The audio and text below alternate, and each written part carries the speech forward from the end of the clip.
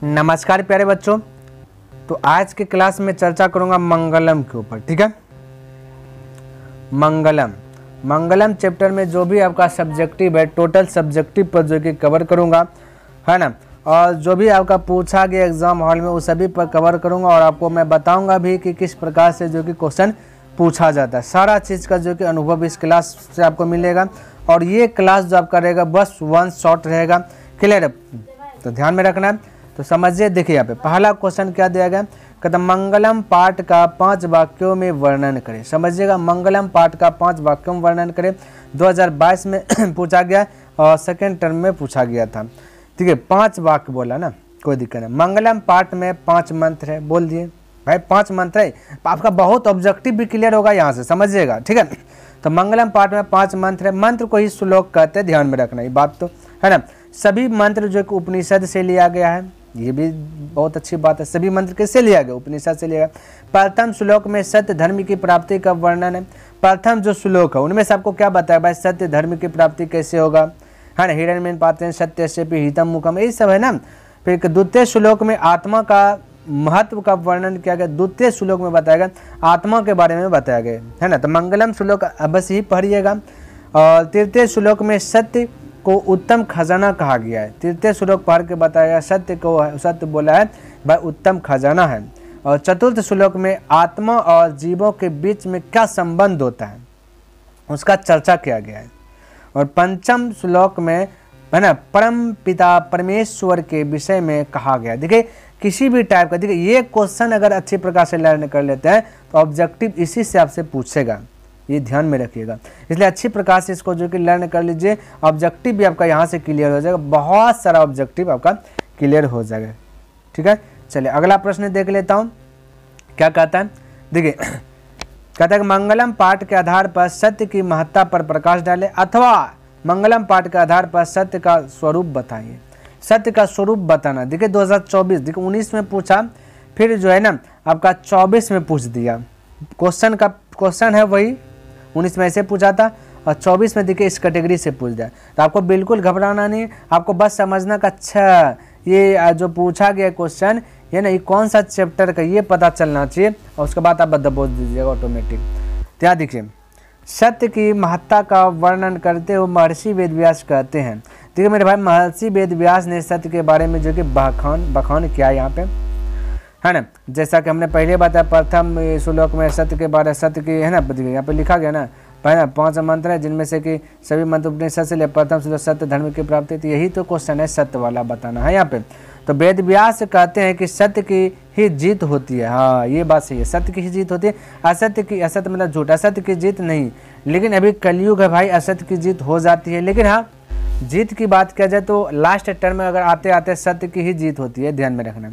भले कुछ टाइम के लिए असत्य जीत हो जाता है सत्य का, लेकिन लास्ट की बात किया जाए ना अंत तक जाते जाते सत्य की ही जीत होती है। ये वेदव्यास कहते हैं, मंगलम पाठ के अनुसार से कहते हैं। वर्तमान का स्थिति नहीं देखेगा पर जो ये जो आपका मंगलम पाठ है इसके अनुसार से समझने का प्रयास कीजिएगा। क्लियर है? तो सत्य से ही परम पिता परमेश्वर की प्राप्ति होती है। सत्य से ही परम पिता परमेश्वर, जो सत्य वचन बोलते हैं मेरे भाई, उसी को जो कि ईश्वर मिलते। ईश्वर आपका पूरे सृष्टि में जो है ना, पूरी दुनिया में जो कि एक ही ईश्वर है। भले ईश्वर का नाम अलग अलग है, जैसे आपका भी नाम, घर का नाम कुछ और होगा, स्कूल का नाम कुछ और होगा, दोस्त साथी फ्रेंड साथी कुछ और कह के पुकारते होंगे, लेकिन आप तो आप ही है ना, एक ही को है ना। तो उसी प्रकार से भगवान का नाम अनेक है लेकिन भगवान सिर्फ एक ही है। तो जो सत्य वचन बोलते हैं उसी को परम पिता परमेश्वर की प्राप्ति होती है। माइंड में सेट कीजिएगा। इसलिए ऋषिगण सत्य की प्राप्ति के लिए देवलोक जाते हैं। ऋषिगण क्या करता है? सत्य की प्राप्ति के लिए देवलोक चले जाते हैं, यानी घर द्वार सब चीज, माया मोह सब चीज को त्याग करके देवलोक चले जाते हैं, क्योंकि देवलोक सत्य की खजाना है। देवलोक जाने के लिए क्या करना पड़ता है मेरे भाई? मृत्यु, यानी कि देवलोक जाने के लिए मरना पड़ता है, समझिए, देवता लोग जाएगा ना। तो सत्य की प्राप्ति करते हुए, देखिए यार, सत्य से परमपिता परमेश्वर, इसलिए यहाँ पे ऋषिगण सत्य की प्राप्ति के लिए देवलोक चले जाते हैं। यानी कि एकदम क्या करेगा ना ऋषि लोग, तपस्या करते करते एकदम सत्य राह पे चलते चलते जो है ना, उसे चलते चलते वो जो स्वर्गलोक चल जाते हैं, मृत्यु को भी पार कर जाते हैं और वो क्या जाते हैं? देवलोक चले जाते हैं। क्लियर है? चलिए, यानी कि जन्म मरण से वही मृत्यु, जो जन्म मरण से जो कि छुटकारा हो जाता है, वो जो फिर ये जो है जो सत्य धर्म की प्राप्ति करता है उसको फिर दोबारा जन्म नहीं मिलता है। जान रहे ना, जन्म अगर मनुष्य जन्म है तो लगता होगा कि बहुत बेस्ट जन्म है, और यहाँ पे कितना करोड़ जन्म, यहाँ पे कितना योनि भटकना पड़ेगा, समझ लें। पेड़ बना देगा, पीपल का, आम का, कुत्ता बना देगा, भेड़ बना देगा, हाथी बना देगा, है ना। सबका जीवन अलग अलग है, तो कितना दुखमयी है। इसलिए ऋषिगण ये सभी को समझ करके देवलोक प्राप्त कर जाते हैं, सत्य धर्म यानी सत्य राह पे चलना प्रारंभ कर देते हैं। देखिए तृतीय प्रश्न में क्या दिया गया, देखिए 2020 में पूछा, फिर 21 में पूछ देंगे, समझिए। ये भी आपको 23 में भी पूछा गया, और फिर 23 सेकेंड में पूछा गया, 20 फर्स्ट सिटिंग में भी पूछा गया, 20 सेकेंड में पूछा। कितना क्वेश्चन इंपॉर्टेंट है, कैसे कैसे पूछा गया ये समझ। कहता आत्मा के स्वरूप का वर्णन करें। आत्मा का स्वरूप हमने शुरू में बताया, 5 भाग जो बोला था। और क्या बोला, मंगलम पाठ के आधार पर आत्मा के स्वरूप का वर्णन करें। थोड़ा सा हिलाया डुलाया क्वेश्चन। फिर कहता आत्मा का स्वरूप कैसा है या कहाँ रहती है। देखिए क्वेश्चन बस से सब क्वेश्चन का जवाब एक ही है, यहाँ पे कोई दिमाग नहीं लगाना। तो आंसर में मैंने देखिए लिखा, विद्वानों का कहना है कि आत्मा मनुष्य के हृदय रूपी गुफा में सूक्ष्म से सूक्ष्म भी है ना, सूक्ष्म से भी सूक्ष्म तथा महान से भी महान रूप में स्थित है। मेरे भाई पहला जो मैंने स्टार्ट किया ऑब्जेक्टिव बताया। ऑब्जेक्टिव मैंने करीब 19 ऑब्जेक्टिव, मैंने ऑब्जेक्टिव का क्लास भी लिया, 1 शॉट था, है ना। उनमें टोटल ऑब्जेक्टिव बताया किस किस तरीके से था। और यहाँ पे देखिए वही चीज़ दिया गया। तो आत्मा कहाँ पे रहता है, सूक्ष्म से सूक्ष्म और महान से भी महान हृदय रूपी गुफा। सूक्ष्म से सूक्ष्म मतलब छोटा से छोटा, महान से महान का मतलब था बहुत बड़ा से भी बड़ा। क्लियर है। तो क्या बड़ा, उसका क्या बड़ा, सूक्ष्म से छोटा आत्मा है, लेकिन वो आत्मा क्या है ना, बहुत बड़ा है, महान है। क्लियर है। और यहाँ पे क्या है, मनुष्य सांसारिक मायामोह का त्याग कर देता है। कहता जो मनुष्य सांसारिक मायामोह का त्याग कर देता है उसकी आत्मा महान परमपिता पर, है ना, महान परमात्मा में मिल जाती है और जीव सारे सांसारिक बंधनों से मुक्त हो जाता है। इसलिए विद्वान लोग सांसारिक मायामोह का त्याग कर ईश्वर का दर्शन करते हैं। मेरे भाई इस श्लोक से अगर आप श्लोक, 5 श्लोक जो 5 मंत्र है पढ़ लेते हैं, आपका जीव एक भी श्लोक अगर अपना लेते हैं ना, आपका जिंदगी जो है ना मस्त हो जाएगा, समझिएगा। तो क्या बोला कि जो आत्मा के बारे में जान जाते हैं वो क्या करते हैं ना, माया मोह को त्याग देते हैं। ये मेरा भाई है, ये बहन है, ये माता है, ये पिता है, सबको त्याग करके जो है ना वो आत्मा है ना, सबको त्याग, क्या लिखा, जो मनुष्य सबको त्याग देता है, माया मोह को भी त्याग देता है ना। यानी कि चल गया, तपस्वी बन गया, तपस्या करने लगा, वही सब ना होता है, साधु बन गया, बड़ा साधु बन गया, वही उसी का आत्मा परमात्मा में मिलता है। क्योंकि सबके इंसान के बीच में आत्मा है, वृक्ष में भी आत्मा है, तो वही उसी का आत्मा परमात्मा में मिलता है जो माया मोह बंधन से मुक्त हो जाते हैं।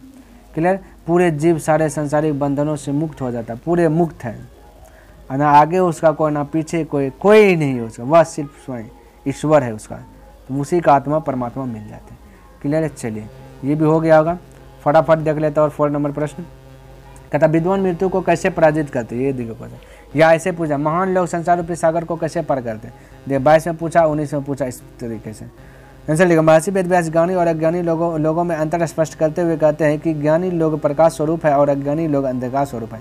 महर्षि वेदव्यास कहता है ज्ञानी लोग, जो ज्ञान, जो पढ़ा लिखा आदमी रहता है वो प्रकाश है, वो जिधर जाएगा प्रकाश दिखाएगा। और अज्ञानी लोग जो है वहाँ जहाँ जाएगा वहाँ उसको अंधेरा ही कर देगा वो, है ना। जो महान होते हैं वह इसे समझकर मृत्यु पर विजय प्राप्त करते हैं। ज्ञानी में भी जो महान होते हैं या अज्ञानी में भी जो महान होते हैं वो मृत्यु को भी पार करके कहाँ विजय प्राप्त कर जाते हैं, मृत्यु को भी विजय प्राप्त कर देते हैं, है ना।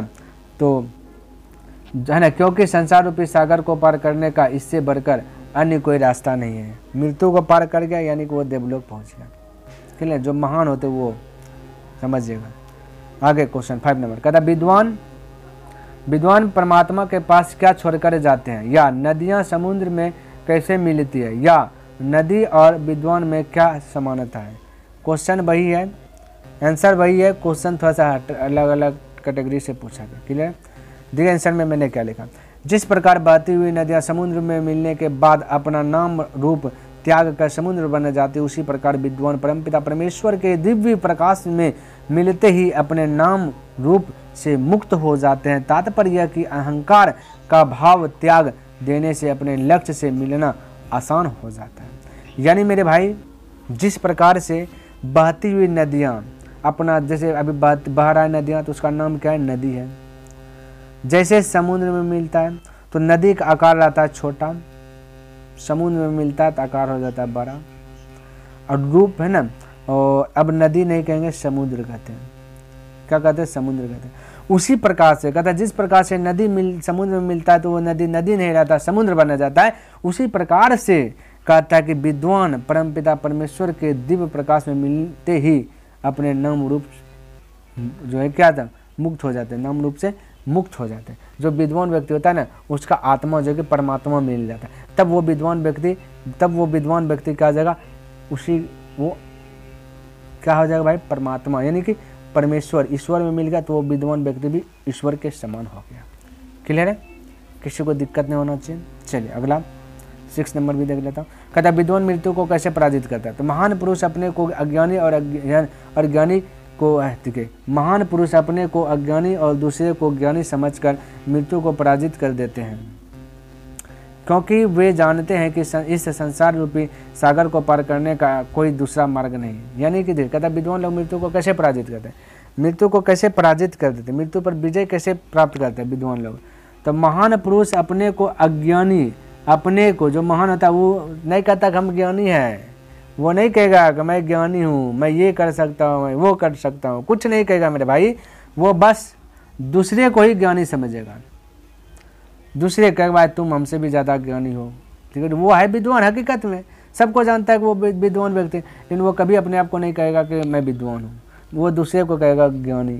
तो वही लोग क्या आ जाता है ना, मृत्यु पर विजय प्राप्त करते हैं। क्लियर? चलिए और प्रश्न, चलिए और एक प्रश्न है 7 नंबर जो कि 2024 में पूछा गया। चलिए देख क्या पूछा। कहता उपनिषद में किसका वर्णन है? चलिए बता देता वर्णन किसका, ये भी टोटल चीज। उपनिषद हिंदू धर्म के महत्वपूर्ण ग्रंथों में से एक है।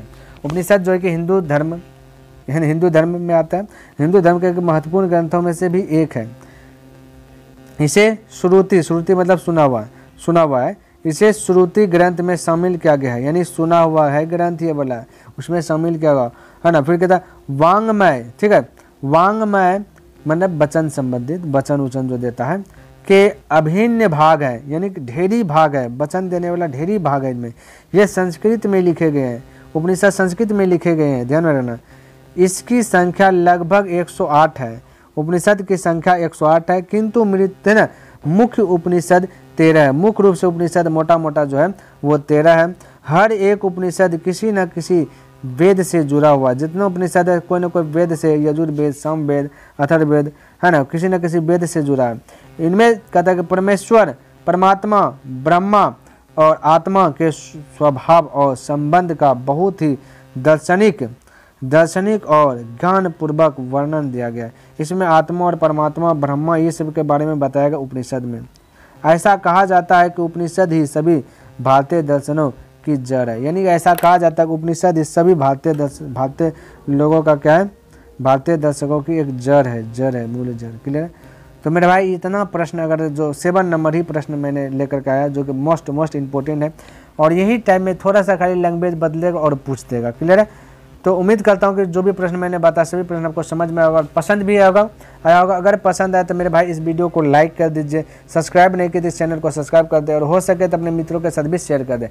तो नेक्स्ट दिन मिलूंगा इनसे आगे लेकर के संस्कृत में, है ना। पहले ऑब्जेक्टिव बताऊँगा, उसके बाद सब्जेक्टिव में बता दूंगा। तो चलिए तब तक के लिए धन्यवाद। जय हिंद, जय भारत।